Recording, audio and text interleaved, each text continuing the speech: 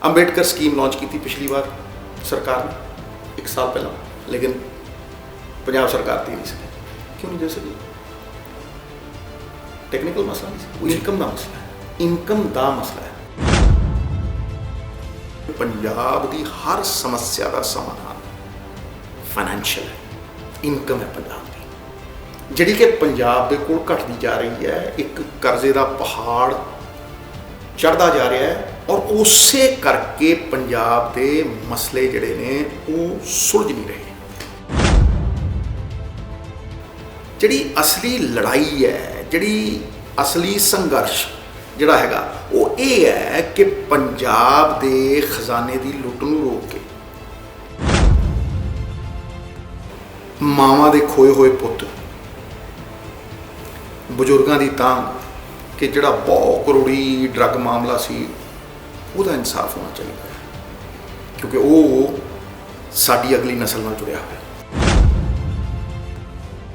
2002 ਦੇ ਵਿੱਚ तमिलनाडु ਤੇ पंजाब एक बराबर 2.5-3 हज़ार करोड़ कमाते थे। अज वो 36,000 करोड़ रुपया कमाते हैं। 15% इंक्रीज।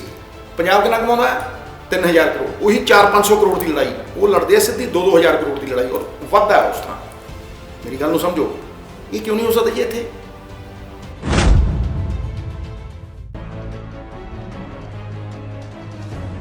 सत श्री अकाल, स्वागत है सारे ही दर्शकों का लाइव कपड़ छाण का खास प्रोग्राम वेख रहे हो तुसीं ते हर रोज़ की तरह अज भी इस प्रोग्राम के विच पंजाब की सियासत के चलंत मसलियां के उत्ते चर्चा करांगे। देश की मुल्क की सियासत के विच की कुछ हो रहा उसके उत्ते भी चर्चा करांगे। बीते दिन तो चर्चावां दे विच ने नवजोत सिंह सिद्धू अते सिद्धू दे नाल हुई इंटरव्यू के विच की कुछ खास रहा है तो आखिरकार इन्हां सारियां इंटरव्यू के जो सवाल जवाब होए ने, इन्हां दा सीधा निशाना लग कित्थे रहा, इसके उत्ते गलबात प्रोग्राम के विच करांगे। चर्चा प्रोग्राम के अगले पड़ावां दे विच खास तौर के उत्ते जो VSF का दायरा खेतर वधा दिता गया है उस नूं लैके जो सियासत पंजाब दे विच छिड़ी है उस सियासत के उत्ते भी चर्चा रहेगी कि आखिरकार इस सियासत के नाल नुकसान की हो सकता है तो फायदा की हो सकता है, आखिरकार क्यों विरोधी केंद्र की सरकार के उत्ते बढ़ रहे हैं, इसके उत्ते चर्चा विस्तार दे नाल करांगे। उधर पंजाब दे विच अरविंद केजरीवाल आए सी जलंधर दे विच, उन्होंने वड्डा ऐलान किया कारोबारियों के लिए। उस ऐलान नूं विरोधियों ने हजम नहीं किया, विरोधियों ने सीधा एक बार फिर तो अरविंद केजरीवाल घेर रहे हैं कि जिहड़े वादे उन्होंने पहलां कीते सी वादियां दा की बनूगा, उस दे उत्ते भी चर्चा प्रोग्राम दे विच करांगे। इस दे नाल ही मनप्रीत बादल लुधियाना पहुंचे सी, उन्हां दी गलबात भी तुहानूं सुणावांगे ते कई होर खास मसलियां दे उत्ते चर्चा प्रोग्राम के दरमियान करांगे। साडे नाल सीनियर पत्रकार विजय मौर्या जी मौजूद ने, मौर्या साहब के नाल भी गलबात जिहड़ी प्रोग्राम के विच अगे वधावांगे। पर सब तो पहलां जिहड़ी इस प्रोग्राम के विच शुरुआत दे विच तुहानूं उस इंटरव्यू के अंश जरूर सुणावांगे जिस इंटरव्यू के विच नवजोत सिंह सिद्धू नूं सवाल सीनियर पत्रकार सुरेंद्र डल्ला होना ने कीते सी। इस इंटरव्यू के विच कई खास मसलियां ते चर्चा हुई है। इन्हां सारे मसलियां दा विस्तार दे नाल कपड़ छाण भी अज प्रोग्राम के विच रहेगा। पर सब तो पहलां नवजोत सिंह सिद्धू नूं जो एक दो खास सवाल हुए सी, उन्हां खास सवालों के विच जिहड़े खास अंश ने तुहानूं सुणा रहे हैं। उस तो बाद इसके उत्ते विस्तार दे नाल गल भी करांगे। पंजाब मॉडल च हल दिखदा हल मैं क्या यही देखो, मेरी गल नूं सुनो। पंजाब मॉडल की कहता है कि भाई कारपोरेशनां बनाओ 4-5, तुसीं शराब नूं डिस्टिलरियां जिहड़ियां ने वो सरकारी होण। 60-70 हज़ार बंदियां नूं नौकरी मिलदी है सीधी तमिलनाडु च। 2002 ਦੇ ਵਿੱਚ तमिलनाडु ਤੇ पंजाब एक बराबर 2.5-3 हज़ार करोड़ कमाते थे। अज वो 36,000 करोड़ रुपया कमाते हैं। 15% इंक्रीज। पंजाब कितना कमाता है? 3 हज़ार करोड़। वही 400-500 करोड़ की लड़ाई वो लड़ते हैं, सीधी 2-2 हज़ार करोड़ की लड़ाई और वादा है उस तरह।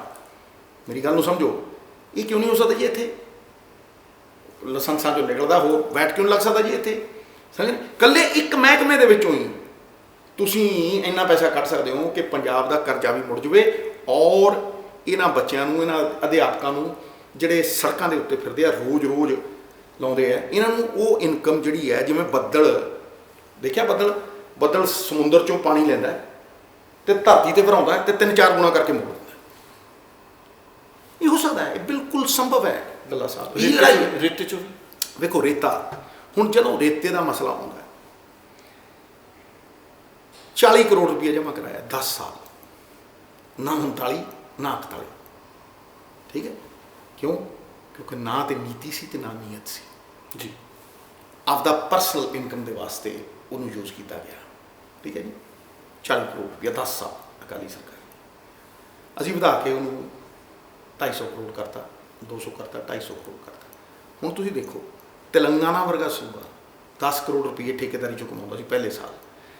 ਠੇਕੇਦਾਰੀ ਮਿਟਾਈ, ਜਿੰਨੇ ਸਟੇਟ ਦਾ ਰਿਸੋਰਸ ਹੈਗਾ ਸਟਾਕ ਯਾਰਡ ਬਣਾਏ, ਆਨਲਾਈਨ ਬਿਡਿੰਗ ਦੇ ਉੱਤੇ ਰੇਤਾ ਵੇਚਣਾ ਸ਼ੁਰੂ ਕੀਤਾ, ਹਜ਼ਾਰਾਂ ਯੁਵਕਾਂ ਨੂੰ ਨੌਕਰੀ ਦਿੱਤੀ, 70,000 80,000 ਨੌਜਵਾਨਾਂ ਨੂੰ ਨੌਕਰੀ ਦਿੱਤੀ। ਰੇਤਾ ਆਨਲਾਈਨ ਵੇਚਿਆ, ਪਹਿਲੇ ਸਾਲ 300 ਕਰੋੜ, ਦੂਜੇ ਸਾਲ 700 ਕਰੋੜ, ਤੀਜੇ ਸਾਲ 1200 ਕਰੋੜ, 2400 ਕਰੋੜ ਰੁਪਈਆ 3 ਸਾਲਾਂ ਦੇ ਵਿੱਚ ਕਮਾ ਲਿਆ। ਮਹਾਰਾਜ ਜਿੰਨਾ ਅਕਾਲੀ ਸਰਕਾਰ ਨੇ 1 ਸਾਲ ਦੇ ਵਿੱਚ ਰੇਤਾ ਜਮ੍ਹਾਂ ਕਰਾਇਆ ਉਹ 1 ਹਫ਼ਤੇ 'ਚ ਕਮਾਇਆ। ਸਿੱਧੂ ਸਾਹਿਬ, ਕਿਸਾਨੀ ਦੇ ਉੱਤੇ ਕੀ ਕਹਿਣਾ ਚਾਹੋਗੇ? ਬੜਾ ਅਹਿਮ ਸਾਡਾ ਖਿੱਤਾ। ਪੱਗ ਦਾ ਸਵਾਲ ਹੈ, ਅਣਖ ਦਾ ਸਵਾਲ ਹੈ, ਸਾਡੀ ਸਰਵਾਈਵਲ ਐਗਜ਼ਿਸਟੈਂਸ ਪਛਾਣ ਦਾ ਸਵਾਲ ਹੈ, ਬਾਬੇ ਨਾਨਕ ਦੇ ਕਿੱਤੇ ਦਾ ਸਵਾਲ। ਇਹਦੇ ਗਹਿਨ ਚਿੰਤਨ ਦੇ ਵਿੱਚੋਂ ਇੱਕੋ ਹੀ ਗੱਲ ਨਿਕਲੀ ਹੈ ਕਿ ਚਾਹੇ ਮੈਂ ਕੋਆਪਰੇਟਿਵ ਐਡਵੋਕੇਟ ਕਰਦਾ ਕਿ ਬਿਊਰੋਕ੍ਰੇਸੀ ਦੇ ਹੱਥ 'ਚੋਂ ਕੱਢ ਕੇ ਕੋਆਪਰੇਟਿਵ ਜਿਵੇਂ ਮੂਲ ਹੈ, ਛੋਟੇ ਵੱਡੇ ਕਿਸਾਨ ਨੂੰ ਇੱਕ ਕਰਕੇ ਉਹਨਾਂ ਦੀ ਪ੍ਰਾਈਸ ਜਿਹੜੀ ਹੈ, ਚਾਹੇ ਦੁਕਾਨਾਂ ਦੇ ਉੱਤੇ ਦੇਖੋ ਜਿਹੜਾ ਵੇਚਣ ਵਾਲਾ ਉਹ ਤੈਅ ਕਰਦਾ, ਖਰੀਦਣ ਵਾਲਾ ਤੈਅ ਨਹੀਂ ਕਰਦਾ, ਕਿਉਂਕਿ ਕੋਲਡ ਸਟੋਰੇਜ ਨਹੀਂ ਹੈਗੇ, ਇਸ ਕਰਕੇ ਉਹ ਖਰੀਦਣ ਵਾਲਾ ਉਹਨਾਂ ਨੂੰ ਐਕਸਪਲੋਇਟ ਕਰਦਾ। ਸੋ ਕੋਲਡ ਸਟੋਰੇਜ ਹੋਣ, ਚਾਹੇ ਮਾਰਕੀਟਿੰਗ ਦੀ ਗੱਲ ਹੋਵੇ, ਚਾਹੇ ਪ੍ਰੋਡਕਸ਼ਨ ਦੀ ਗੱਲ ਹੋਵੇ। ਫਸਲਾਂ ਚੱਕਦਾ ਕੌਣ ਹੈ? ਸੈਂਟਰ ਦੀ ਸਰਕਾਰ ਝੋਨਾ ਤੇ ਕਣਕ ਚੱਕਦੀ ਹੈ, ਇਸ ਕਰਕੇ ਉਹ ਮਜਬੂਰ ਹੈ ਕਿ ਉਹੀ ਲਾਉਂਦਾ ਹੈ। ਮੈਂ ਹਮੇਸ਼ਾ ਐਡਵੋਕੇਟ ਦੇ ਕ੍ਰੌਪ ਡਾਈਵਰਸੀਫਿਕੇਸ਼ਨ, ਜੋ ਪੰਜਾਬ ਖਾਂਦਾ ਹੈ ਕੀ ਉਹ ਉਗਾਉਂਦਾ ਹੈ, ਉਹ ਪੰਜਾਬ ਮਾਡਲ, ਸਮਝ ਨਹੀਂ? ਉਹਦੇ 'ਚ ਤੁਸੀਂ ਸਬਜ਼ੀਆਂ, ਫਰੂਟ, ਦਾਲਾਂ, ਆਇਲ ਸੀਡ, ਇਹਨਾਂ ਦੇ ਉੱਤੇ MSP ਦਿਓ। ਪੰਸਬ ਕਿਉਂ ਨਹੀਂ ਦੇ ਪਾਉਂਦੇ? ਕਿਉਂਕਿ ਰਿਸੋਰਸਿਸ ਦਾ ਘਾਟ ਹੈ। ਮੌਰੀਆ ਸਾਹਿਬ, ਸਭ ਤੋਂ ਪਹਿਲਾਂ ਤਾਂ ਸਵਾਲ ਇਹੀ ਕਿ ਆਖਿਰਕਾਰ ਜਿਸ ਤਰ੍ਹਾਂ ਦੇ ਨਾਲ ਸੁਰਿੰਦਰ ਡੱਲਾ ਹੋਣਾ ਨੇ ਵੀ ਸਵਾਲ ਨਵਜੋਤ ਸਿੰਘ ਸਿੱਧੂ ਨੂੰ ਕੀਤਾ ਕਿ 18 ਨਿਯੁਕਤੀ ਏਜੰਡਾ ਕਿੱਥੇ ਖੜਿਆ, 18 ਨਿਯੁਕਤੀ ਏਜੰਡਾ ਪੰਜਾਬ 'ਚ ਲਾਗੂ ਕਿਉਂ ਨਹੀਂ ਹੋ ਰਿਹਾ? ਨਵਜੋਤ ਸਿੰਘ ਸਿੱਧੂ ਨੇ ਵੀ ਇੱਕ ਵੱਖਰੇ ਤਰੀਕੇ ਨਾਲ ਆਪਣਾ ਜਵਾਬ ਦਿੱਤਾ ਹੈ। ਤੁਸੀਂ ਇਸ ਨੂੰ ਕਿੱਦਾਂ ਵੇਖ ਰਹੇ ਹੋ? ਦੇਖੋ ਗਗਨ ਜੀ, ਨਵਜੋਤ ਸਿੰਘ ਸਿੱਧੂ ਦਾ ਏਜੰਡਾ ਬਿਲਕੁਲ ਕਲੀਅਰ ਹੈ। ਉਹਨਾਂ ਨੂੰ ਪੰਜਾਬ ਦਾ ਵਿਕਾਸ ਦਾ ਏਜੰਡਾ ਜਿਹੜਾ ਉਹਨਾਂ ਨੇ ਬਣਾ ਰੱਖਿਆ ਦਿਮਾਗ ਦੇ ਵਿੱਚ। ਔਰ ਜਦੋਂ ਕੈਪਟਨ ਅਮਰਿੰਦਰ ਸਿੰਘ ਸੀਗੇ, ਜਦੋਂ ਉਹਨਾਂ ਨਾਲ ਕਿਤੇ ਨਾ ਕਿਤੇ ਥੋੜ੍ਹਾ ਬਹੁਤਾ ਖੜਕਾ ਧੜਕਾ ਚੱਲ ਰਿਹਾ ਸੀ, ਅਤੇ ਉਹਨਾਂ ਨੇ ਕਿਹਾ ਸੀਗਾ ਵੀ ਸਰਕਾਰ ਵਧੀਆ ਕੰਮ ਨਹੀਂ ਕਰ ਰਹੀ, ਅਤੇ ਸਰਕਾਰ ਨੂੰ 18 ਨਿਯੁਕਤੀ ਵਾਲਾ ਇੱਕ ਪੱਤਰ ਦਿੱਤਾ ਸੀਗਾ, ਜਿਹਦੇ ਤਹਿਤ ਫਿਲਹਾਲ ਜਿਹੜਾ ਸਮਾਂ ਬਚਿਆ ਸੀ ਉਸ ਕਾਰਿਕ੍ਰਮ ਨੂੰ ਗਵਰਨਮੈਂਟ ਦੇ ਵਿੱਚ ਲਾਗੂ ਕਰਨਾ ਸੀ, ਤਾਂ ਕਿ ਆਮ ਪਬਲਿਕ ਦੇ ਹਿੱਤਾਂ ਦੀ ਗੱਲ ਹੋਵੇ, ਆਮ ਲੋਕਾਂ ਨੂੰ ਜਲਦੀ ਤੋਂ ਜਲਦੀ ਫਾਇਦਾ ਪਹੁੰਚੇ। ਲੇਕਿਨ ਜਦੋਂ ਕੈਪਟਨ ਸਾਹਿਬ ਚਲੇ ਗਏ, ਫਿਰ ਚੰਨੀ ਸਾਹਿਬ ਆ ਗਏ। ਚੰਨੀ ਸਾਹਿਬ ਨਾਲ ਵੀ ਜਦੋਂ ਸਾਰੀ ਗੱਲਬਾਤ ਠੀਕ ਹੋ ਗਈ, ਮੰਤਰੀ ਮੰਡਲ ਦਾ ਗਠਨ ਹੋ ਗਿਆ, ਔਰ ਉਹਨਾਂ ਨੇ ਏਜੰਡਾ ਵੀ ਇਸ ਸਰਕਾਰ ਨੂੰ ਵੀ ਦਿੱਤਾ। ਚੰਨੀ ਸਾਹਿਬ ਇਸ ਟਾਈਮ ਸਰਕਾਰ ਦੇ ਮੁਖੀਆ ਨੇ। ਤਾਂ ਕਿਤੇ ਨਾ ਕਿਤੇ ਹਜੇ ਵੀ ਜਿਹੜਾ ਏਜੰਡਾ ਹੈ, ਖਾਸ ਤੌਰ 'ਤੇ 18 ਨਿਯੁਕਤੀਆਂ ਵਾਲਾ ਜਿਹੜਾ ਗੱਲ ਕਰ ਰਹੇ ਹੋ ਤੁਸੀਂ, ਉਹ ਹਜੇ ਜਿਹਨੂੰ ਕਹਿ ਸਕਦੇ ਹੋ ਕਿ ਪੂਰੀ ਤਰੀਕੇ ਨਾਲ ਲਾਗੂ ਨਹੀਂ ਹੋ ਪਾਇਆ। ਇੱਕ ਦੋ ਗੱਲਾਂ ਜ਼ਰੂਰ ਹੋਈਆਂ, ਲੇਕਿਨ ਪਰ ਜੋ ਉਹਨਾਂ ਨੇ ਕਿਹਾ ਉਹ ਪੂਰੀ ਤਰੀਕੇ ਨਾਲ ਨਹੀਂ ਹੋਇਆ। ਜਿੱਦਾਂ ਤੁਸੀਂ ਕਹਿ ਲਓ, ਰੇਤਾ ਮਾਈਨਿੰਗ ਦੀ ਗੱਲ ਸੀਗੀ, ਉੱਥੋਂ ਕਰਪਸ਼ਨ ਦੂਰ ਕਰਨੀ ਹੈ। ਬਿਜਲੀ ਜਿਹੜੇ ਅਨੁਬੰਧ ਹੋਏ ਸੀਗੇ, ਉਹ ਵੀ ਕੰਮ ਹਜੇ ਤੱਕ ਨਹੀਂ ਹੋ ਪਾਇਆ। ਬਿਜਲੀ ਦੇ ਉਲਟਾ ਕੱਟ ਲੱਗਣ ਲੱਗ ਪਏ ਹੈ। ਇਸੇ ਤਰੀਕੇ ਨਾਲ ਸ਼ਰਾਬ ਦੀ ਗੱਲ ਕਰ ਲਓ, ਰੇਤਾ ਮਾਫੀਆ ਦੀ ਗੱਲ ਕਰੋ, ਸਾਰਾ ਕਿਤੇ ਨਾ ਕਿਤੇ ਹਜੇ ਉਹ ਸ਼ਿਕਾਇਤਾਂ ਦੂਰ ਨਹੀਂ ਹੋ ਪਾ ਰਹੀਆਂ। ਬੇਰੁਜ਼ਗਾਰੀ ਦਾ ਮਸਲਾ ਹੈਗਾ। ਔਰ ਸਭ ਤੋਂ ਵੱਡਾ ਜਿਹੜਾ ਨਵਜੋਤ ਸਿੰਘ ਸਿੱਧੂ ਨੇ ਕਿਹਾ ਸੀ, ਜਿਹੜੇ ਬੇਅਦਬੀ ਦੇ ਮਾਮਲੇ ਹੈ, ਗੁਰੂ ਸਾਹਿਬ ਜਾਂ ਸੰਗਤ ਨੂੰ ਜਿਹੜਾ ਇਨਸਾਫ ਦਿਵਾਉਣ ਦੀ ਗੱਲ ਕਮਿਟਮੈਂਟ ਕੀਤੀ ਸੀ ਕੈਪਟਨ ਸਾਹਿਬ ਨੇ, ਉਹ ਹਜੇ ਇਨਸਾਫ ਨਹੀਂ ਹੋ ਪਾਇਆ। ਸੋ ਇਹ ਸਾਰੇ ਜਿਹੜੇ ਵੱਡੇ ਉਹਨਾਂ ਦੇ ਖਾਸ ਤੌਰ 'ਤੇ ਜਿਹੜੇ ਉਹਨਾਂ ਦੀ ਮਨ ਦੀ ਇੱਛਾ ਸੀ, ਉਹ ਪੂਰੀਆਂ ਨਹੀਂ ਹੋ ਪਾਈਆਂ। ਸੋ ਲਿਹਾਜ਼ਾ ਉਹਨਾਂ ਨੂੰ ਕਿਤੇ ਨਾ ਕਿਤੇ ਨਿਰਾਸ਼ਾ ਵੀ ਹੈ, ਪਰ ਉਮੀਦ ਵੀ ਰੱਖਦੇ ਆ ਕਿ ਆਖਿਰਕਾਰ ਇਹ ਕਿੱਦਾਂ ਹੋਏਗਾ। ਤਾਂ ਇਸ ਲਈ ਉਹ ਚਾਹੁੰਦੇ ਕਿ ਇਸ ਜਿਹੜਾ ਉਹਨਾਂ ਦਾ 18 ਨਿਯੁਕਤੀ ਏਜੰਡਾ ਹੈ, ਔਰ ਜੋ ਚਾਹੁੰਦੇ ਪੰਜਾਬ ਦੇ ਲਈ ਕਰਨਾ ਚਾਹੁੰਦੇ ਹੈ, ਉਹ ਉਹਨਾਂ ਕਿਤੇ ਨਾ ਕਿਤੇ ਲੱਗਦਾ ਕਿ ਕਿਤੇ ਨਾ ਕਿਤੇ ਬੇਬਸੀ ਨਜ਼ਰ ਆ ਰਹੀ ਹੈ। ਔਰ ਉਹ ਚਾਹੁੰਦੇ ਕਿ ਉਹ ਏਜੰਡਾ ਲਾਗੂ ਹੋਵੇ ਤਾਂ ਕਿ ਪੰਜਾਬ ਦੇ ਲੋਕਾਂ ਨੂੰ ਰਾਹਤ ਮਿਲੇ। ਬਿਲਕੁਲ। ਸੋ ਇਹ ਜ਼ਰੂਰ ਹੈ ਕਿ ਨਵਜੋਤ ਸਿੰਘ ਸਿੱਧੂ ਨੇ ਜਿਸ ਹਿਸਾਬ ਦੇ ਨਾਲ ਇਸ ਇੰਟਰਵਿਊ ਦੇ ਦਰਮਿਆਨ ਵੀ ਗੱਲ ਕੀਤੀ, ਅੰਦਾਜ਼ ਉਹੀ ਬੇਬਾਕੀ ਵਾਲਾ ਨਜ਼ਰ ਆਇਆ ਨਵਜੋਤ ਸਿੰਘ ਸਿੱਧੂ ਦਾ ਕਿ ਮਸਲੇ ਪੰਜਾਬ ਦੇ ਬਹੁਤ ਵੱਡੇ ਨੇ, ਮੇਰੇ ਨਾਲ ਉਹੀ ਖੜੇਗਾ ਜਾਂ ਮੇਰੇ ਬਾਰੇ ਉਹ ਗਲਤ ਨਹੀਂ ਬੋਲੇਗਾ ਜੋ ਪੰਜਾਬ ਦੇ ਲਈ ਮੇਰੇ ਇਸ਼ਕ ਨੂੰ ਸਮਝਦਾ ਹੈ ਕਿ ਮੈਂ ਪੰਜਾਬ ਦੇ ਭਲੇ ਦੀ ਗੱਲ ਕਰ ਰਿਹਾ। ਸੋ ਮੇਰੇ ਨਾਲ ਕੋਈ ਉਹ ਇਸ ਮਸਲੇ 'ਤੇ ਈਰਖਾ ਨਹੀਂ ਰੱਖੇਗਾ ਜਿਹੜਾ ਪੰਜਾਬ ਦਾ ਭਲਾ ਚਾਹੁੰਦਾ ਹੈ।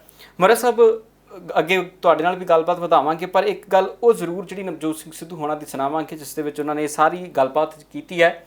ਸੋ ਇਸ ਤੋਂ ਬਾਅਦ ਨਵਜੋਤ ਸਿੰਘ ਸਿੱਧੂ ਦੇ ਮਸਲੇ ਤੇ ਸਵਾਲ ਮੌਰਿਆ ਸਾਹਿਬ ਤੋਂ ਵੀ ਲਵਾਂਗੇ। 18 ਸੂਤਰੀ ਏਜੰਡਾ ਬਣਨ ਤੋਂ ਬਾਅਦ ਹੁਣ ਤੱਕ ਲਾਗੂ ਕਿਉਂ ਨਹੀਂ ਹੋ ਰਿਹਾ? ਅਜਿਹੇ 'ਚ ਪੰਜਾਬ ਕਿੱਥੇ ਖੜਾ ਹੈ? ਤੇ ਇਹਨਾਂ ਸਮੱਸਿਆਵਾਂ ਤੇ ਅੱਜ ਸਿੱਧੂ ਸਾਹਿਬ ਕੀ ਸੋਚਦੇ ਨੇ ਤੇ ਸਿੱਧੂ ਸਾਹਿਬ ਦੀ ਅਸਲ ਲੜਾਈ ਕੀ ਹੈ? ਸਿੱਧੂ ਸਾਹਿਬ ਟੱਲਾ ਸਾਹਿਬ, ਬੜਾ ਅਹਿਮ ਸਵਾਲ ਹੈ। ਦੇਖੋ, ਪੰਜਾਬ ਦੇ ਜਿਹੜੇ ਰੂਹਾਨੀ ਮਸਲੇ ਹਨ ਉਹ ਲਾਅ ਐਂਡ ਆਰਡਰ ਤੇ, ਗੁਰੂ ਸਾਹਿਬ ਦਾ ਇਨਸਾਫ, ਜਿਹੜਾ ਵਲੂੰਦਰੇ ਹਿਰਦਿਆਂ ਚੋਂ ਬਾਰੰਬਾਰ ਇਨਸਾਫ ਦੀ ਗੁਹਾਰ ਕਰਦਾ ਹੈ। ਮਾਵਾਂ ਦੇ ਖੋਏ ਹੋਏ ਪੁੱਤ, ਬਜ਼ੁਰਗਾਂ ਦੀ ਤਾਂਘ ਕਿ ਜਿਹੜਾ ਬਹੁਤ ਕਰੋੜੀ ਡਰੱਗ ਮਾਮਲਾ ਸੀ ਉਹਦਾ ਇਨਸਾਫ ਹੋਣਾ ਚਾਹੀਦਾ ਹੈ, ਕਿਉਂਕਿ ਉਹ ਸਾਡੀ ਅਗਲੀ ਨਸਲ ਨਾਲ ਜੁੜਿਆ ਹੋਇਆ, ਅਗਲੀ ਪੀੜ੍ਹੀ ਨਾਲ ਜੁੜਿਆ ਹੋਇਆ। ਇਹ ਸਭ ਲਾਅ ਐਂਡ ਆਰਡਰ ਦੇ ਮਸਲੇ ਨੇ। ਲੇਕਿਨ ਇਹਨਾਂ ਤੋਂ ਇਲਾਵਾ ਜਿਹੜਾ ਛੱਡ ਕੇ, ਔਰ ਇਹ ਸਭ ਤੋਂ ਅਹਿਮ ਹੈ, ਇਹ ਪ੍ਰਾਇਰਟੀ ਲਿਸਟ 'ਚ ਨੇ ਜੀ, ਜਿਹੜਾ ਹਾਈ ਕਮਾਂਡ ਦਾ ਪ੍ਰਾਇਰਟੀ ਲਿਸਟ ਹੈ। ਲੇਕਿਨ ਇਹਨਾਂ ਤੋਂ ਇਲਾਵਾ ਅਗਰ ਤੁਸੀਂ ਅਸਲੀ ਸੰਘਰਸ਼ ਪੁੱਛੋ, ਅਸਲੀ ਮੁੱਦੇ ਪੁੱਛੋ, ਚਾਹੇ ਉਹ ਰਾਜਨੀਤਿਕ ਹੋ, ਚਾਹੇ ਉਹ ਆਰਥਿਕ ਸੰਘਰਸ਼ ਹੋਵੇ, ਤੇ ਚਾਹੇ ਉਹ ਸਮਾਜਿਕ ਸੰਘਰਸ਼ ਹੋਵੇ, ਜਿਹੜੀ ਅਸਲੀ ਲੜਾਈ ਹੈ, ਜਿਹੜੀ ਅਸਲੀ ਸੰਘਰਸ਼ ਜਿਹੜਾ ਹੈਗਾ ਉਹ ਇਹ ਹੈ ਕਿ ਪੰਜਾਬ ਦੇ ਖਜ਼ਾਨੇ ਦੀ ਲੁੱਟ ਨੂੰ ਰੋਕ ਕੇ, ਹੋਰ ਇਹੋ ਜਿਹੇ ਮਸਲੇ ਨੇ, ਬਿਊਰੋਕ੍ਰੈਟਿਕ ਮਸਲੇ ਨੇ, ਕਿੰਨੇ ਹੀ ਮਸਲੇ ਨੇ, ਉਹ ਟੈਕਨੀਕਲੀ ਪਾਲਿਸੀ ਡਿਸੀਜਨ ਸਾਰਾ ਕੁਝ ਹੋ ਜਾਂਦਾ ਜੀ, ਲੇਕਿਨ ਉਹ ਨੇਪਰੇ ਕਿਉਂ ਨਹੀਂ ਚੜ੍ਹਦੇ, ਉਹ ਐਗਜ਼ੀਕਿਊਟ ਕਿਉਂ ਨਹੀਂ ਹੁੰਦੇ? ਰਾਈਟ, ਉਹ ਅਲੱਗ ਚੀਜ਼ਾਂ ਨੇ। ਉਹ ਐਗਜ਼ੀਕਿਊਟ ਇਸ ਕਰਕੇ ਨਹੀਂ ਹੁੰਦੇ ਕਿਉਂਕਿ ਪੰਜਾਬ ਦੀ ਹਰ ਸਮੱਸਿਆ ਦਾ ਸਮਾਧਾਨ ਫਾਈਨੈਂਸ਼ੀਅਲ ਹੈ, ਇਨਕਮ ਹੈ ਪੰਜਾਬ ਦੀ, ਜਿਹੜੀ ਕਿ ਪੰਜਾਬ ਦੇ ਕੋਲ ਘਟਦੀ ਜਾ ਰਹੀ ਹੈ। ਇੱਕ ਕਰਜ਼ੇ ਦਾ ਪਹਾੜ ਚੜ੍ਹਦਾ ਜਾ ਰਿਹਾ ਹੈ, ਔਰ ਉਸੇ ਕਰਕੇ ਪੰਜਾਬ ਦੇ ਮਸਲੇ ਜਿਹੜੇ ਨੇ ਉਹ ਸੁਲਝ ਨਹੀਂ ਰਹੇ। ਤੁਸੀਂ ਬਿਜਲੀ ਦੀ ਗੱਲ ਕਰੋ, ਕੋਈ ਟੈਕਨੀਕਲ ਗੱਲਾਂ ਨੇ ਵੀ ਤੁਸੀਂ 200 ਯੂਨਿਟ ਦੇਣੇ, 300 ਯੂਨਿਟ ਦੇਣੇ, ਜਾਂ ਤੁਸੀਂ 10 ਰੁਪਈਏ ਤੋਂ ਬਿਜਲੀ PPA ਰੱਦ ਕਰਕੇ ਤੁਸੀਂ ਉਹਨੂੰ 3 ਰੁਪਈਏ ਤੋਂ 5 ਰੁਪਈਏ ਕਰਨਾ, ਠੀਕ ਹੈ ਜੀ, ਜਾਂ ਤੁਸੀਂ ਇੱਕ ਫਿਕਸਡ ਸਬਸਿਡੀ ਦੇਣੀ ਹੈ। ਚਲੋ ਜੀ 1000 ਰੁਪਈਏ ਹਰੇਕ ਘਰ ਨੂੰ ਦੇ ਦੇਣਗੇ, ਹਰ ਬੰਦੇ ਨੂੰ ਉਨੀ ਸਬਸਿਡੀ ਦੇਣੀ ਹੈ। ਇਹ ਟੈਕਨੀਕਲ ਮਸਲੇ ਨੇ ਜੀ ਡੱਲਾ ਸਾਹਿਬ, ਠੀਕ ਹੈ। ਹੋਰ ਮੁੱਦਾ ਲਿਆਓ ਤੁਸੀਂ ਇਸ ਤੋਂ ਬਾਅਦ, ਜਿਹੜੇ ਮੁੱਦੇ ਜਿਵੇਂ ਆਪਣੀ ਪੋਸਟ ਮੈਟ੍ਰਿਕ ਸਕਾਲਰਸ਼ਿਪ ਸੀ, ਠੀਕ, ਅੰਬੇਡਕਰ ਸਕੀਮ ਲਾਂਚ ਕੀਤੀ ਪਿਛਲੀ ਵਾਰ ਸਰਕਾਰ ਨੇ 1 ਸਾਲ ਪਹਿਲਾਂ, ਲੇਕਿਨ ਪੰਜਾਬ ਸਰਕਾਰ ਦੇ ਨਹੀਂ ਸਕੀ। ਕਿਉਂ ਨਹੀਂ ਦੇ ਸਕੀ? ਟੈਕਨੀਕਲ ਮਸਲਾ ਨਹੀਂ ਸੀ, ਉਹ ਇਨਕਮ ਦਾ ਮਸਲਾ ਹੈ, ਇਨਕਮ ਦਾ ਮਸਲਾ ਹੈ। 50-50 ਹਜ਼ਾਰ ਦੇ ਬਾਲੇ ਗਰੀਬਾਂ ਨੂੰ ਦੇਣੇ ਨੇ, ਜਾਂ ਦਲਿਤ ਵੀਰਾਂ ਨੂੰ ਅਸੀਂ ਪਲਾਟ ਦੇਣੇ 5-5 ਮਰਲੇ ਵਾਲੇ, ਠੀਕ ਹੈ ਜੀ, ਉਹ ਵੀ ਟੈਕਨੀਕਲ ਮਸਲੇ ਨੇ। ਲੇਕਿਨ ਅਸਲ ਮਸਲਾ ਕੀ ਹੈ? ਜੇ ਕੇਜਰੀਵਾਲ ਸਾਹਿਬ ਇੱਥੇ ਆ ਕੇ ਕਹਿੰਦੇ ਨੇ ਵੀ ਮੈਂ 25-26 ਲੱਖ ਨੌਕਰੀਆਂ ਦੇ ਦੂੰਗਾ, ਤੁਸੀਂ ਪਰਚੀਆਂ ਸੰਭਾਲ ਕੇ ਰੱਖੋ, ਹਾਂਜੀ, ਪਰਚੀਆਂ ਸੰਭਾਲ ਕੇ ਰੱਖੋ, ਆਹ ਫਲਾਨੀ ਚੀਜ਼ ਮੈਂ ਫ੍ਰੀ ਦੇ ਦੂੰਗਾ, ਹਾਂਜੀ। ਹੁਣ ਇੱਕ ਨਵਾਂ ਅਨਾਉਂਸਮੈਂਟ ਕਰਕੇ ਗਏ ਨੇ, ਕੀ ਕਰਕੇ ਗਏ ਦੱਸੋ? 16,000 ਮੁਹੱਲਾ ਕਲੀਨਿਕ ਬਣਾ ਦੂੰਗਾ, ਠੀਕ ਹੈ।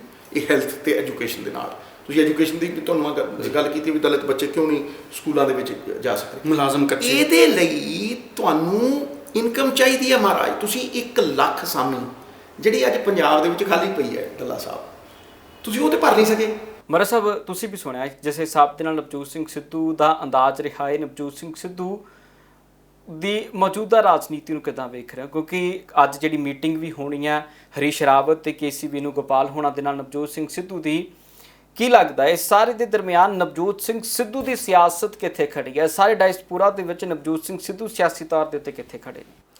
ਦੇਖੋ ਗਗਨ ਜੀ, ਜਿਸ ਤਰੀਕੇ ਨਾਲ ਉਹਨਾਂ ਨੂੰ ਬੁਲਾਇਆ ਗਿਆ ਦਿੱਲੀ, KC ਵੇਣੂਗੋਪਾਲਨ ਔਰ ਹਰੀਸ਼ ਰਾਵਤ ਉੱਥੇ ਨਵਜੋਤ ਸਿੰਘ ਸਿੱਧੂ ਨੂੰ ਬੁਲਾਇਆ ਗਿਆ, ਉੱਥੇ ਜਾ ਕੇ ਆਪਣੇ ਅਸਤੀਫੇ ਤੇ ਜਿਹੜੀ ਹਾਈ ਕਮਾਂਡ ਹੈ ਇਹਨਾਂ ਨੇ ਦੇ ਦਿੱਤਾ ਸੀ, ਸਿੱਧੂ ਸਾਹਿਬ ਨੇ ਅਸਤੀਫਾ, ਉਹਦੇ ਤੇ ਗੱਲਾਂ ਹੋਣਗੀਆਂ ਕਿ ਹਾਲਾਂਕਿ ਜਿਹੜਾ ਉਹਨਾਂ ਦਾ ਅਸਤੀਫਾ ਮਨਜ਼ੂਰ ਨਹੀਂ ਹੋਇਆ ਸੀ, ਮੈਨੂੰ ਲੱਗਦਾ ਹੋਣਾ ਵੀ ਨਹੀਂ ਹੈ, ਕਿਉਂਕਿ ਨਵਜੋਤ ਸਿੰਘ ਸਿੱਧੂ ਜਿੱਦਾਂ ਦੇ ਸ਼ਖਸ ਨੇ, ਇਮਾਨਦਾਰ ਨੇ, ਕੰਮ ਕਰਨਾ ਚਾਹੁੰਦੇ ਨੇ, ਐਗਰੈਸਿਵ ਲੀਡਰ ਨੇ, ਉਹਨਾਂ ਨੂੰ ਕਾਂਗਰਸ ਪਾਰਟੀ ਕਿਸੇ ਕੀਮਤ 'ਚ ਖੋਣਾ ਨਹੀਂ ਚਾਹੇਗੀ। ਔਰ ਕਾਂਗਰਸ ਪਾਰਟੀ ਪੰਜਾਬ ਦੇ ਵਿੱਚ ਦੁਬਾਰਾ ਆਉਣਾ ਚਾਹੁੰਦੀ ਹੈ ਤਾਂ ਉਹ ਸਿੱਧੂ ਨੂੰ ਕਿਉਂ ਖੋਣਾ ਚਾਹਣਗੇ? ਕਿਉਂਕਿ ਸਿੱਧੂ ਉਹਨਾਂ ਕੋਲ ਐਸੇ ਕਹਿ ਸਕਦੇ ਕਿ ਲੀਡਰ ਹੈਗੇ ਜਿਹੜੇ ਕਿ ਬਾਜੀ ਪਲਟ ਸਕਦੇ ਆ। ਸੋ ਇੱਕ ਤਾਂ ਗੱਲ ਕਲੀਅਰ ਹੈ ਕਿ ਕੱਲ ਉਹਨਾਂ ਦੀ 6 ਵਜੇ ਮੀਟਿੰਗ ਹੈ ਦਿੱਲੀ ਦੇ ਵਿੱਚ ਕੇ.ਸੀ. ਵੇਣੂਗੋਪਾਲਨ ਦੇ ਦਫ਼ਤਰ ਦੇ ਵਿੱਚ, ਕਾਂਗਰਸ ਦੇ ਜਿਹੜੇ ਕਿ ਜਨਰਲ ਸੈਕਟਰੀ ਨੇ ਆਲ ਇੰਡੀਆ ਦੇ, ਉੱਥੇ ਬੈਠਕ ਹੋਏਗੀ। ਔਰ ਉਸ ਤੋਂ ਇਲਾਵਾ ਜਿਹੜੇ ਪੰਜਾਬ ਦੇ ਵਿੱਚ ਸੰਗਠਨਾਤਮਕ ਤਰੱਕੀ ਦੀ ਗੱਲ ਕਹਿ ਲਓ, ਢਾਂਚੇ ਦੀ ਗੱਲ ਕਰੋ, ਉਹ ਵੀ ਗੱਲਾਂ ਹੋਣਗੀਆਂ ਕਿਉਂਕਿ ਪੰਜਾਬ ਦੇ ਅਜੇ ਤੱਕ ਜਦੋਂ ਹਰੀਸ਼ ਮਾਫ ਕਰਨਾ ਸੁਨੀਲ ਜਾਖੜ ਜਦੋਂ ਸੀਗੇ ਪ੍ਰਧਾਨ ਤਾਂ ਪੰਜਾਬ ਬੋਡੀ ਦਾ ਤਾਂ ਐਲਾਨ ਕਰ ਸਕੇ ਸੀਗੇ, ਪਰ ਲੇਕਿਨ ਬਾਕੀ ਬੋਡੀਆਂ ਦੇ ਵਿੱਚ ਨਵੇਂ ਪ੍ਰਧਾਨ ਨਹੀਂ ਲਾਏ ਸੀਗੇ। ਸੋ ਲੱਗ ਰਿਹਾ ਕਿ ਸਿੱਧੂ ਸਾਹਿਬ ਨੂੰ ਇੱਕ ਨਵੀਂ ਟੀਮ ਵੀ ਜ਼ਿਲ੍ਹਿਆਂ ਦੇ ਵਿੱਚ ਬਣਾਉਣਗੇ।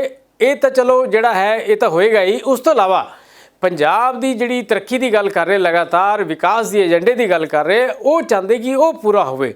ਜਿਵੇਂ ਕਿ ਉਹਨਾਂ ਨੇ ਆਪਣੇ ਇੰਟਰਵਿਊ 'ਚ ਕਿਹਾ ਕਿ ਪੰਜਾਬ ਨੂੰ ਸਭ ਤੋਂ ਵੱਡੀ ਜ਼ਰੂਰਤ ਜੋ ਹੈ ਪੈਸੇ ਦੀ ਲੋੜ ਹੈ, ਕਿਉਂਕਿ ਪੰਜਾਬ 'ਤੇ ਲਗਭਗ 2.5 ਲੱਖ ਕਰੋੜ ਤੋਂ ਵੱਧ ਦਾ ਕਰਜ਼ਾ ਹੈਗਾ, ਜਿਹਦਾ ਬਹੁਤ ਵੱਡਾ ਇੱਕ ਵਿਆਜ ਜਿਹੜੀ ਕਿਸ਼ਤ ਜਿਹੜੀ ਹੈ ਲੰਬੀ ਚੌੜੀ ਕਿਸ਼ਤ ਜਾਂਦੀ ਹੈ, ਜਿਹਦੇ ਨਾਲ ਪੰਜਾਬ ਦਾ ਖਜ਼ਾਨਾ ਕਾਫੀ ਖਾਲੀ ਹੋ ਜਾਂਦਾ ਹੈ।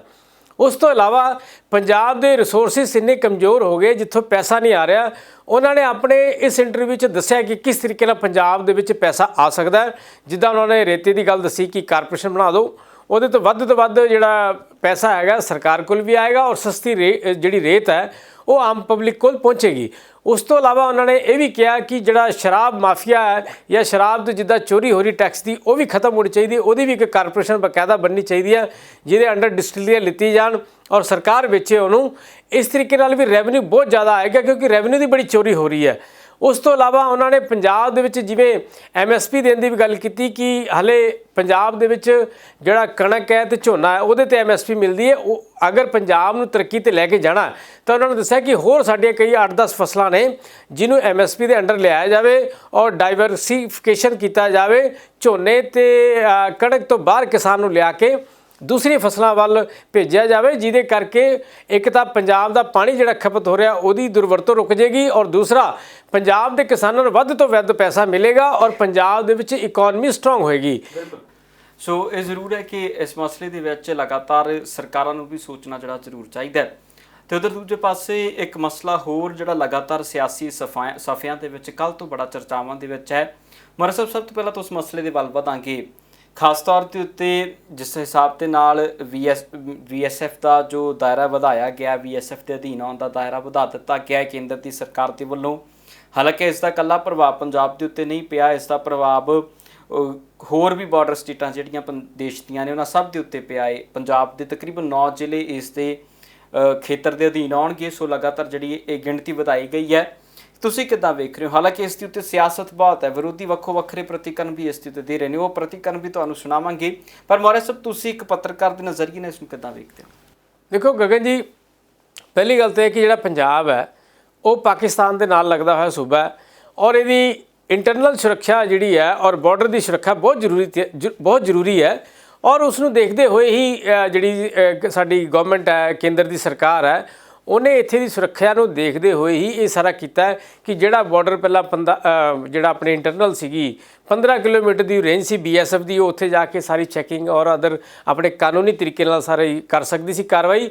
ਹੁਣ ਉਹਦਾ ਦਾਇਰਾ 50 ਕਿਲੋਮੀਟਰ ਤੱਕ ਵਧਾਤਾ। ਮੈਂ ਨਹੀਂ ਸਮਝਦਾ ਇਹਦੇ 'ਚ ਟੈਕਨੀਕਲੀ ਕੋਈ ਪ੍ਰੋਬਲਮ ਹੈ ਕਿਉਂਕਿ ਸਾਡਾ ਜਿਹੜਾ ਸੂਬਾ ਵਾ ਉਹ ਪਾਕਿਸਤਾਨ ਦੇ ਨਾਲ ਲੱਗਦਾ ਹੈ ਤਾਂ ਆਏ ਦਿਨ ਕੋਈ ਨਾ ਕੋਈ ਵਾਰਦਾਤ ਹੁੰਦੀ ਤੁਸੀਂ ਦੇਖਦੇ ਹੋ। ਕਦੇ ਉੱਥੋਂ ਪਾਕਿਸਤਾਨ ਤੋਂ ਇੱਧਰ ਨਸ਼ਾ ਆ ਰਿਹਾ ਹੈ ਔਰ ਕਦੇ ਡਰੋਨਸ ਆ ਰਹੇ ਆ, ਹਥਿਆਰ ਡਿੱਗਦੇ ਆ ਆਪਣੇ ਪੰਜਾਬ ਦੇ ਵਿੱਚ ਔਰ ਕਈ ਵਾਰੀ ਆਤੰਕੀ ਘਟਨਾ ਵੀ ਹੁੰਦੀ ਦੇਖੀਆਂ ਗਈਆਂ ਨੇ। ਸੋ ਕੇਂਦਰ ਸਰਕਾਰ ਨੇ ਇਹ ਜਿਹੜਾ ਪਿੱਛੇ ਤੁਸੀਂ ਦੇਖਿਆ ਵੀ ਹੋਏਗਾ, ਪਿਛਲੇ 2 ਮਹੀਨੇ ਪਹਿਲਾਂ ਕਈ ਇੱਦਾਂ ਦੇ ਮਾਮਲੇ ਵੀ ਹੋਏ ਜਿਹਦੇ ਕਰਕੇ ਕੈਪਟਨ ਅਮਰਿੰਦਰ ਸਿੰਘ ਨੇ ਉੱਥੇ ਚਿੰਤਾ ਵੀ ਜਤਾਈ ਸੀ। ਹਾਲ ਦੇ ਵਿੱਚ ਸਾਡੇ ਜਿਹੜੇ CM ਨੇ ਚਰਨਜੀਤ ਸਿੰਘ ਚੰਨੀ ਅਮਿਤ ਸ਼ਾਹ ਨਾਲ ਮਿਲ ਕੇ ਆਏ ਦਿੱਲੀ ਵਿੱਚ, ਉਹਨਾਂ ਨੇ ਵੀ ਪੰਜਾਬ ਦੀ ਸਿਕਿਉਰਿਟੀ ਲੈ ਕੇ ਖਾਸ ਤੌਰ 'ਤੇ ਜਿਹੜੀ ਬਾਰਡਰ 'ਤੇ ਸਿਕਿਉਰਿਟੀ ਨੂੰ ਲੈ ਕੇ ਕਾਫੀਆਂ ਉੱਥੇ ਜਾ ਕੇ ਦਿੱਕਤਾਂ ਦੱਸਿਆ ਸੀ।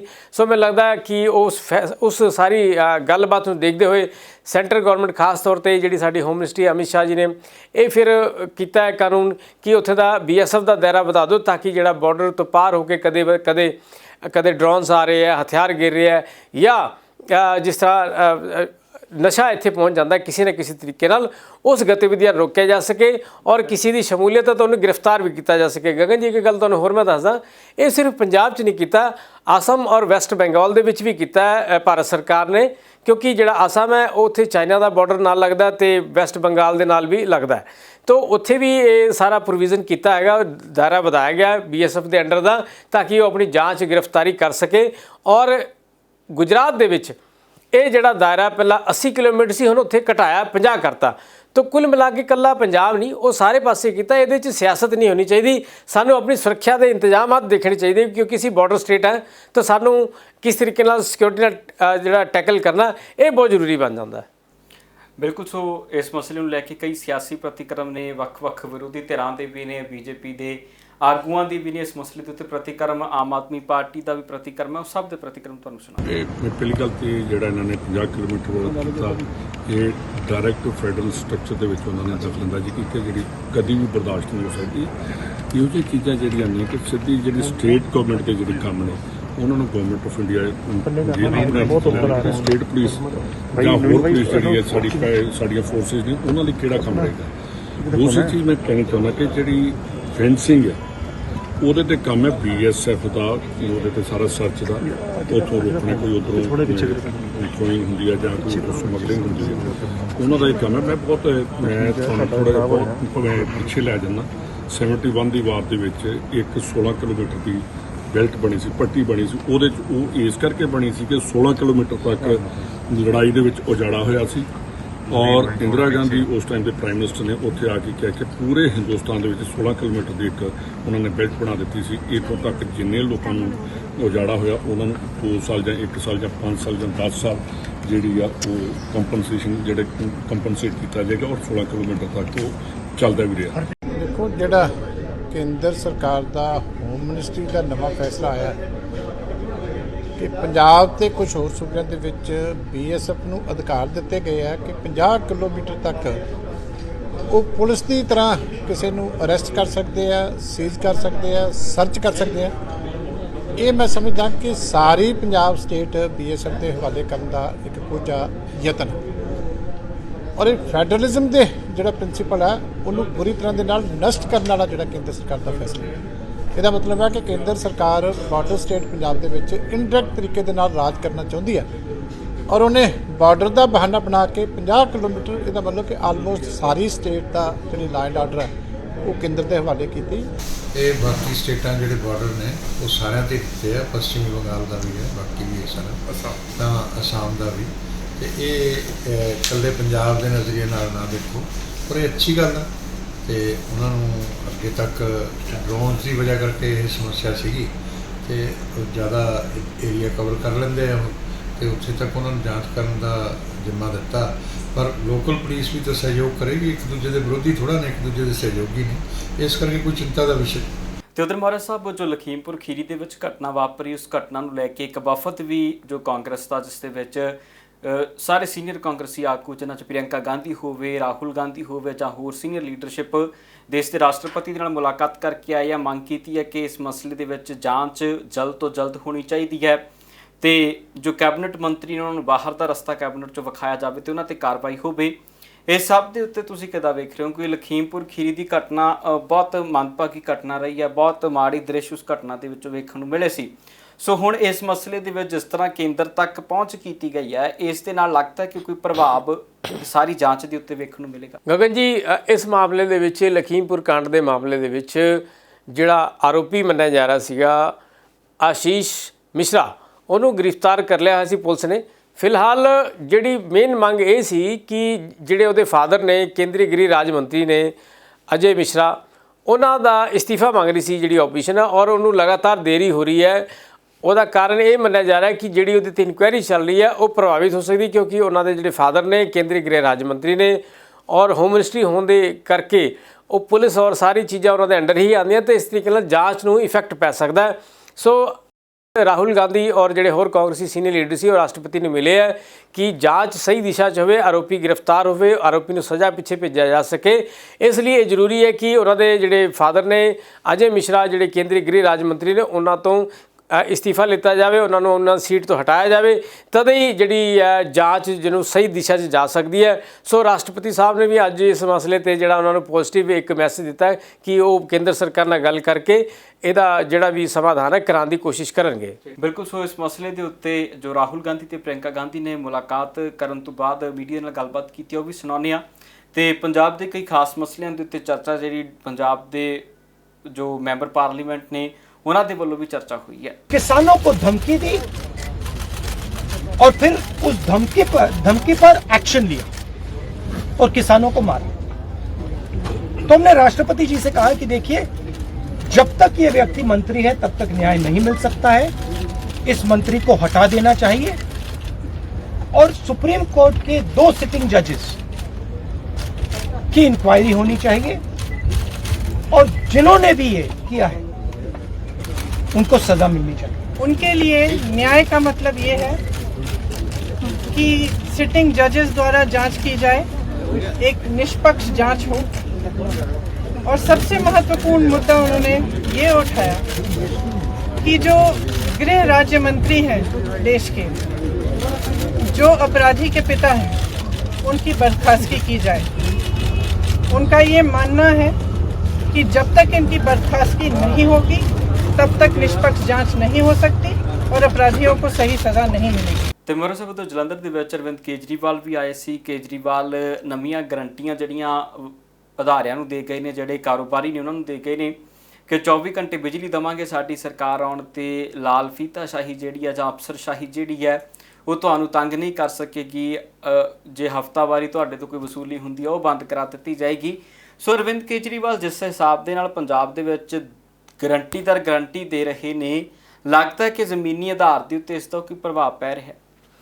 ਦੇਖੋ ਗਗਨ ਜੀ, ਪੰਜਾਬ ਦੇ ਵਿੱਚ ਠੀਕ ਹੈ ਕਈ ਇੰਡਸਟਰੀ ਬੇਸਿਕ ਤੇ ਸਮੱਸਿਆਵਾਂ ਜ਼ਰੂਰ ਹੈਗੀਆਂ ਔਰ ਟਾਈਮ ਟੂ ਟਾਈਮ ਪੰਜਾਬ ਦੀਆਂ ਜੋ ਵੀ ਸਰਕਾਰਾਂ ਨੇ, ਚਾਹੇ ਉਹ ਅਕਾਲੀ ਦਲ ਦੀ ਰਹੀ ਚਾਹੇ ਕੈਪਟਨ ਸਰਕਾਰ ਰਹੀ, ਕੁਛ ਨਾ ਕੁਛ ਕਰਦੀ ਤਾਂ ਜ਼ਰੂਰ। ਲੇਕਿਨ ਹਾਂ, ਅੱਜ ਵੀ ਇੰਡਸਟਰੀ ਦੀ ਬਹੁਤ ਵੱਡੀ ਪ੍ਰੋਬਲਮਸ ਨੇ ਜਿਹੜੀ ਕਿ ਇੰਡਸਟਰੀ ਦੀ ਗਰੋਥ ਤੇ ਕਿਤੇ ਨਾ ਕਿਤੇ ਨੁਕਸਾਨ ਪਹੁੰਚਾ ਰਹੀਆਂ।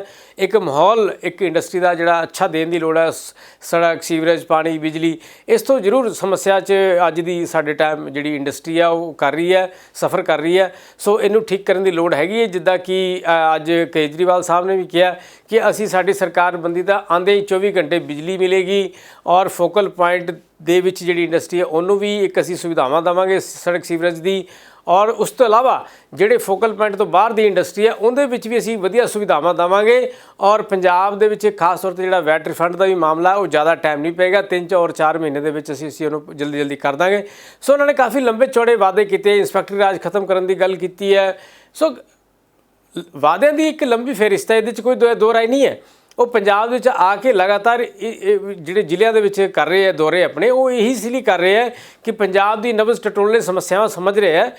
ਸਭ ਤੋਂ ਵੱਡੀ ਗੱਲ ਹੈ ਕਿ ਸਮਝ ਤਾਂ ਰਹੇ ਹੈ, ਲੇਕਿਨ ਇਹ ਜਦ ਤੱਕ ਉਹਨਾਂ ਦੀ ਸਰਕਾਰ ਰਹਿੰਦੀ ਇਹ ਚੀਜ਼ਾਂ ਦੂਰੀ ਹੋਣੀਆਂ। ਸਭ ਤੋਂ ਵੱਡੀ ਗੱਲ ਹੈ ਕਿ ਸੰਗਠਨ ਜਦ ਤੱਕ ਸਾਡਾ ਮਜ਼ਬੂਤ ਨਹੀਂ ਹੋਏਗਾ, ਮੀਨਸ ਕਿ ਆਮ ਆਦਮੀ ਪਾਰਟੀ ਨੂੰ ਫਿਲਹਾਲ ਇਹ ਠੀਕ ਹੈ ਨਾਲ ਉਹ ਕਰਦੇ ਰਹਿਣ, ਸਮੱਸਿਆਵਾਂ ਗਿਣਦੇ ਰਹਿਣ, ਲੋਕਾਂ ਨੂੰ ਮਿਲਦੇ ਰਹਿਣ, ਪਰ ਪਹਿਲੀ ਗੱਲ ਹੈ ਕਿ ਜਿਹੜਾ ਉਹਨਾਂ ਦਾ ਪਾਰਟੀ ਹੈ ਉਹ ਤਗੜੀ ਕਰਨ।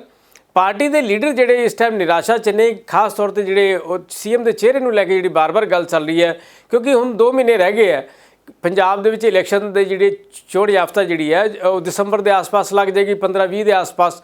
ਤਾਂ ਫਿਰ ਸਮਾਂ ਬੜਾ ਘੱਟ ਹੈ। ਪੰਜਾਬ ਦੇ ਲੋਕ ਜਿਹੜਾ ਉਹ ਅੱਜ ਜਾਣਨਾ ਚਾਹੁੰਦੇ ਕਿ ਆਮ ਆਦਮੀ ਪਾਰਟੀ ਫੇਸ ਕਿਹੜਾ ਦੇਣਾ ਚਾਹੁੰਦੀ ਹੈ। तो फेस वाल तो उन्होंने अजे तक कोई ध्यान ही नहीं, किसी का नाम ही नहीं ऐलान कर रहे।